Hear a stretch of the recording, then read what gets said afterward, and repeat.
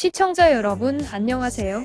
오늘 방송은 영국에서 여자가 왕이 된다는 것은 떠올리는 것조차 불가능하다고 여겨지던 시절, 아들을 낳지 못한다는 것 때문에 왕비에서 쫓겨난 어머니 캐서린 때문에 공주였음에도 처녀 대우를 받으며 불행한 유년 시절을 보낸 메리 1세가 우여곡절 끝에 영국에서 제대로 된 왕의 대접을 받을 수 있는 위치로 여왕에 등극하게 된 후 벌어지는 스토리를 테마로 진행합니다.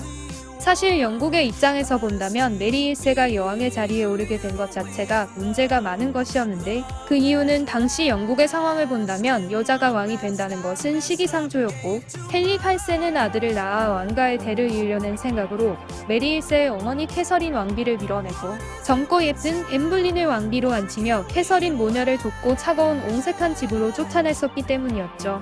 따라서 메리 1세는 잘나가던 어린 시절 많은 남성들에게 칭송을 받던 미모와 웃음을 모두 잃으며 고독한 생활 속에 분노와 도끼로 똘똘 뭉쳐져 성장해 가게 되는데, 실상 그녀는 5살의 어린 나이에 신성 로마 제국의 카를 5세의 약혼자로 이름을 올리게 되지만 후에 남편이 될 뻔한 사람의 아들인 스페인 왕자 펠리페의 부인이 됩니다.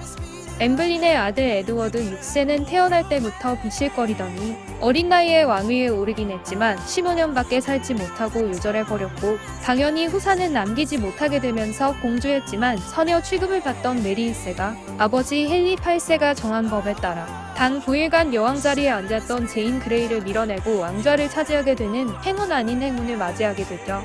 영국의 메리 1세 앞에 제인 그레이와 또 다른 여인이 왕좌에 앉았던 경우가 있기는 했지만, 영국 내에서는 그 두 여왕들의 왕위를 부정하는 상황이었기에 메리 1세가 영국 최초의 왕으로 대접을 받게 되지만, 이때부터 영국 왕실과 영국 자체에 큰 문제가 시작되는데, 그것은 바로 영국 국교에 관한 것이었습니다. 사실 헨리 8세 이전까지 영국은 로마 교황을 가장 앞세우며 가톨릭을 국교로 삼는 대표적인 국가였지만, 1534년 헨리 8세가 교황에게 왕비와의 이혼을 허가해 줄 것을 요청했지만 거절당하자 헨리 8세는 수장령을 선포하여 영국 교회를 교황으로부터 분리시키고 국왕이 그 지배자임을 선언하며 로마 교황청과 결별을 선언하고 왕을 수장으로 하는 새로운 종교인 성공회를 만들었죠.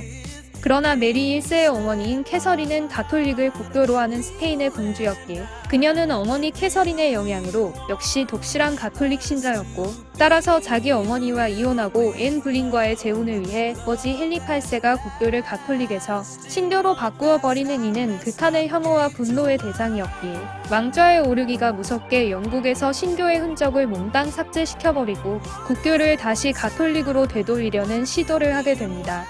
메리 1세는 즉위하자 곧바로 그동안 영어로 예배를 드리던 것을 없애고 라틴어 미사를 부활시키며 영국의 가톨릭의 시대가 부활했음을 공표하지만, 왕좌에 앉은 그녀의 나이는 이미 당시로선 거의 갱년기에 가깝다고 여기던 37세의 노처녀였고, 다음 왕위 계승자는 서열에 따라 앤 불린의 딸인 이복 동생 엘리자베스였는데, 그녀는 매우 독실한 신교즉 성공의 신자였다는 것이 문제였습니다.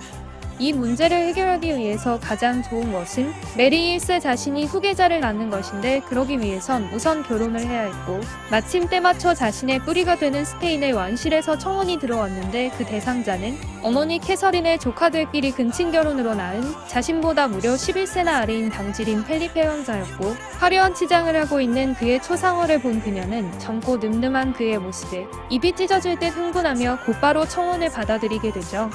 그러나 영국인들은 메리 1세가 스페인의 왕자와 결혼하는 것에 대해 낙관적이지 못했는데, 이유는 당시 영국의 여건은 매우 열악하여 남편에게 종속되어 있는 것이 현실인 상황이었기에 그녀가 스페인의 남편과 결혼하면 결국 영국이 스페인에 종속되는 것으로 받아들여지기에 충분했고, 더욱이 스페인은 지독하리만큼 가톨릭 신봉 국가였기에 신교도들에 대한 핍박은 불보듯 뻔했기 때문이었습니다. 그랬기에 메리 1세의 결혼에 대한 찬반 의견들이 무성했지만, 결국은 멋지고 젊은 펠리페라는 남성의 매력에 뿅가버린 그녀의 욕구를 막지는 못했기에 하여간 추미로운 고문관들에게 금화 4,000개를 녹여 만든 금주를 뇌물로 주어 구워 삼는 듯 어찌어찌하여 결혼은 성사되었지만, 영국이 다시 가톨릭 국가가 되는 것을 염려한 신교도들이 엘리자베스 공주를 여왕으로 추대하려는 와이어트 반란이 일어나게 되죠.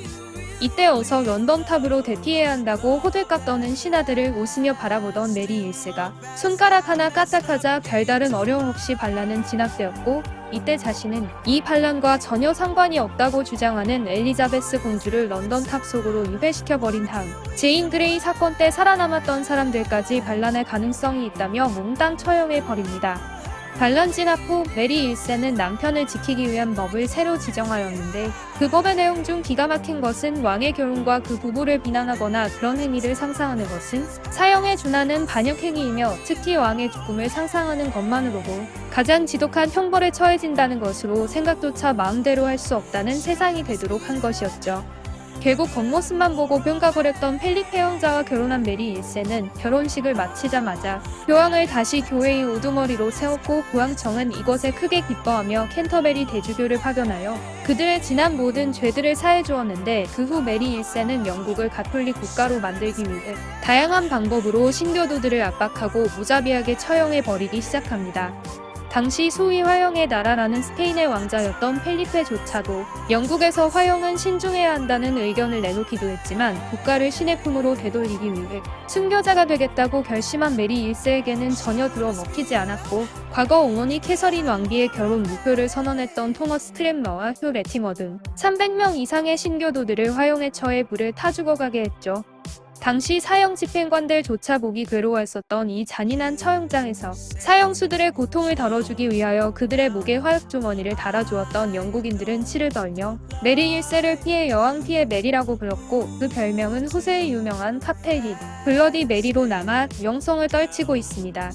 이렇게 전 국민들의 증오와 원망을 받던 메리 1세는 서둘러 아이를 낳아 후계자를 세우고 싶어 했지만 이미 중년의 나이에 들어선 시기에 아이가 들어설리 만무했고 결국 그녀는 상상 임신을 하게 되는데 만약 그녀의 뱃속 아이가 아들이라면 스페인과 영국을 연결하는 거대 왕국을 만들어낼 수도 있었기에 전 유럽이 애가 나오기를 기다렸지만 결국 상상 임신이었다는 것이 밝혀지자 사실 늙은 메리 1세에게 관심이라곤 일도 없었던 펠리페는 그녀가 자기를 망신시켰다며 스페인으로 가버리죠.